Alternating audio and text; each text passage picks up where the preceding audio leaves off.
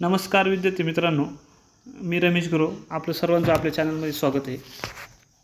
तर आज आपण सावित्रीबाई फुले पुणे विद्यापीठाचं जे ट्रान्सक्रिप्ट आहे, हे ट्रान्सक्रिप्ट सर्टिफिकेट तुम्हाला हे अशा पद्धतीचं ट्रान्सक्रिप्ट सर्टिफिकेट भेटलेलं असतं। परंतु काही विद्यार्थ्यांची अशी रिक्वायरमेंट असते की हे ट्रान्सक्रिप्ट सर्टिफिकेट व्हेरिफिकेशन करून हवं असतं त्यांना।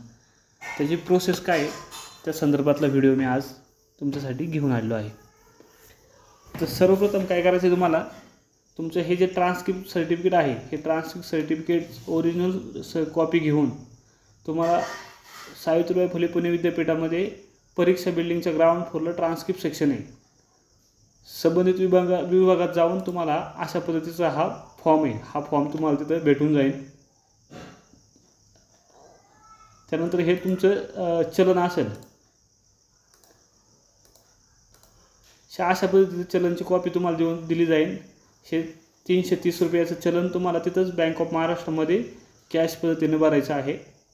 त्यानंतर तुमचं हे तुमचा फॉर्म